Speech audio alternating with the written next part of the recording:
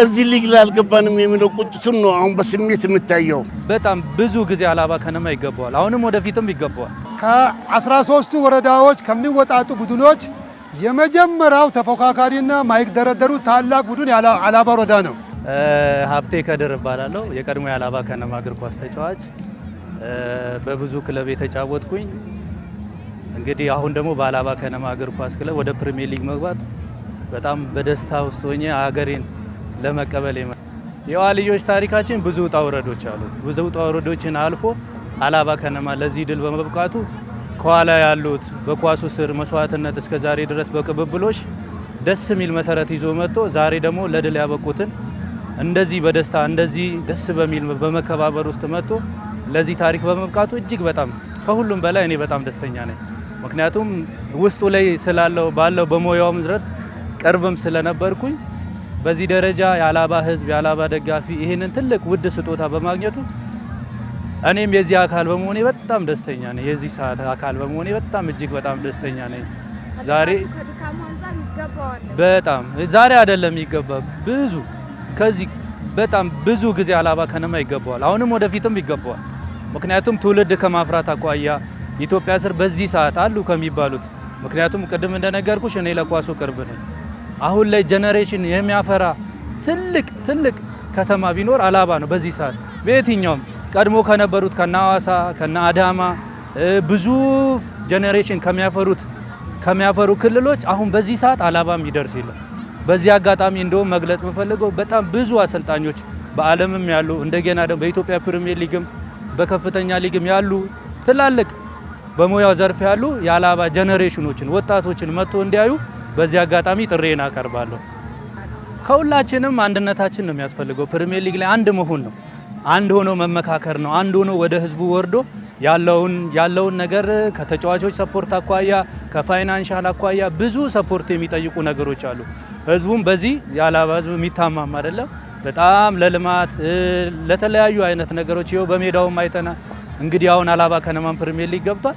ይህ ህዝብ ደግሞ በጣም ብዙ ነገር ማድረግ ስለሚችል በጣም በፕሪሚየር ሊጉን አውትሻይን አድርጎ መውጣት ይችላል የሚል ትልቅ እምነት አለ እና በዚህ አጋጣሚ ለአላባ ከተማ ለአላባ ህዝብም እንኳን አደረሳችሁ፣ በጣም እንኳን ደስ አላችሁ። በጣም አመሰግናለሁ። ስሜ ሳቢቱ ከማል የሱፍ ይባላለሁ። የቀድሞ የአላባ ከነማ ስፖርት ከመስራቾች እና ስፖርቱን ከሚመሩ ከሉካም ቡድን መሪ አንዱ ነኝ። የአላባ ከነማ የስፖርት ታሪክ አጠር እናድርገውና ከለውጡ በፊትና ከለውጥ በኋላ ሁለት አይነት ታሪክ አለው። ከለውጡ በፊት በቀድሞ ሀይቆችና ቡታጀራ አውራጃ አላባ ስመ ገናና ስፖርተኞችን ያፈራና ሀይቆችና ቡታጀራ ላይ ከ13ቱ ወረዳዎች ከሚወጣጡ ቡድኖች የመጀመሪያው ተፎካካሪና ማይደረደሩ ታላቅ ቡድን አላባ ወረዳ ነው። ታሪኩንም በምናይበት ሰዓት በ1973 የሀይቆችና ቡታጀራ አሸናፊ ነው። በ1975 በ1977 ለሶስት ጊዜ በሀይቆችና ቡታጀራ ከፍተኛውን ደረጃ የያዘው ቡድን ታላቁ ቡድን አላባ ነው።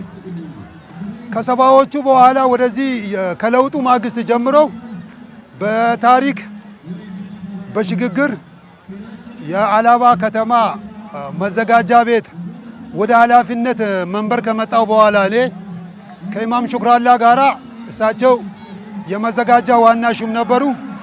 እኔ መዘጋጃው ምክትል ሹም ሆነን ለሶስት ተከታታይ ዓመታት በኃላፊነት ቆይተናል።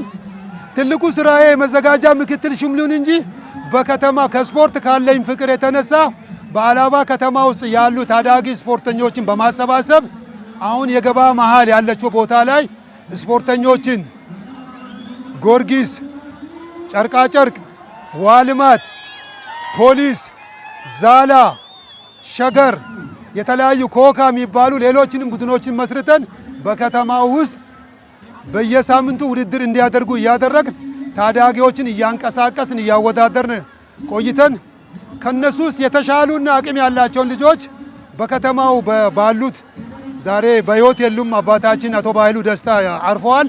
በፕሮጀክት እንድታቀፉ ትልቁን ስራ ሰርተን አልፈናል። ከዛም ባሻገር በ1989 ላይ በከምባታና አላባ ጠምባሮ ዞን በነበርንበት ጊዜ በዞኑ ውስጥ በእግር ኳስ ገናናነቱ አላባ ትልቅ ገኖ የወጣ እግር ኳስ ገናና በመሆኑ የተነሳ ለዞናችን አንድ ክለብ እድል ይሰጠዋል። ለከምባታ ጠምባሮ ዞን አንድ ክለብ እድል ሲሰጠው ከምባታና ጠምባሮ ዞን ከምባታ አላባ ጠምባሮ ዞን የተሰጠውን እድል 100% ለአላባ ነው የሰጠው። ለአላባ ሲሰጥ እኔ መዘጋጃ ላይ በምክትል ሹምነቴ አልፌ ወደ ዋና ሹም ከመጣው በኋላ 89 ላይ አንድ እድል ሲሰጠኝ ቀጥታ የመጀመሪያው ስልክ ጥሪ የደረሰው ለኔ ነው፣ ስፖርቱን ስንደግፍ ስለነበረ። ከዛ በኋላ የስፖርት መሪዎችን አሰባሰብኩኝ። በህይወት የሉም አባታችን አቶ ባይሉ ደስታ፣ እነ አቶ አፈወርቅን፣ እነ አሾሮ አቡሴ የሚባሉ እነ ሰለሞን አጥናፉ ያሉትን በስፖርቱ ላይ የነበሩት አሰባስቤ አንድ እድል ተሰጥቶናል፣ አንድ ከነማ ዞናችን የሚወክል አንድ ፕሮጀክት ተሰጥቶናልና አንድ ክለብ ተሰጥቶናል፣ ምን ማድረግ አለብን ብለን በተነጋገርነው መሰረት ስምምነት ላይ ደርሰን ዛሬ የምናያቸውን ከነማውን ሲያሰለጥኑ የነበሩት እነ ሚሊዮን አካሉ፣ እነ ሰብስቤ ደፋር፣ እነ ሐሰና ሁሴን፣ እነ ብርሃኑ መክሪያ፣ እነ ቆሬ፣ እነ ኑሩ የሞቱ እነ ዘሪውን፣ እነ አላምሮን አሰባስበን በ1989 ላይ ክልሉ ላይ በቀድሞ በፈረሰው በደቡብ ክልል ላይ 11 ክለቦች እንዲወዳደሩ ተደርጎ እዛ ክለብ ውስጥም 3ኛ ደረጃ ይዘን የወጣ ነው። የታሪክ አጋጣሚ ሆነው የአቅም ውስንነትና ዝግጁነት በመኖሩ ብሔራዊ ሊጉን በዛን ጊዜ የመወዳደሩ እድል አላጋጠመንም። 3ኛ ደረጃ ይዘን የሜዳሊያ ተሸላሚ ሆነን ወደ አላባ ተመልሰናል። ከዛ በኋላም በስፖርት ተሳትፎነቴ አላቆምኩኝም።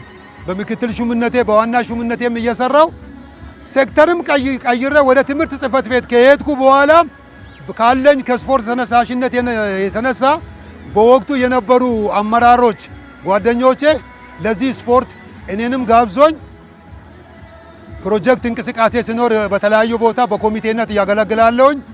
የከነማ ውድድር በሚኖርበት ሰዓት በተለያየ በኮሚቴ አባልነትና በአስተባበርነት ከነበሩ ሰዎች ተንቀሳቅሴ ዛሬ ይሄ የምናየው ውጤት እንዲመጣ ትልቁ ድርሻ ካበረከቱ ሰዎች ይብዛም ይነስ የተወሰነ አስተዋጽኦ አለኝ። በስፖርቱ ዙሪያ ላይ ያው ፍላጎቱም ተነሳሽነቱም አለኝ። ለማገልገል ለመስራት ዝግጅትነቱ አለኝ። ይሄ ስፖርት ያለምንም እንትን የመጣ ሳይሆን በብዙ መስዋዕትነትና በብዙ እንትን የመጣ ስፖርት መሆኑን አጠር አድርጌ ለመግለጽ ነው። እኔ ዛሬ እዚህ ደርሶ በማየቴ ለእኔ ትልቅ ህልም ነው፣ ትልቅ ያሰብኩት ነገር ነው። ይሄ ስቴዲየም እዚህ ደረጃ ይደርሳል፣ አላባ ስቴዲየም ላይ ስቴዲየም ይሰራል የሚል ራዕይ ውስጡ አልነበረኝም ነበረ። በታሪክ አጋጣሚ ግን አላባ ላይ ይሄ ስቴዲየም ደርሶ ይሄ ተሰርቶ ስቴዲየሙ ባለቀ ማግስት ደግሞ የአላባ ከነማ በትውልድ ቅብብሎች ለፕሪሚየር ሊግ በመግባቱ ትልቅ ደስታ ነው የተሰማኝ።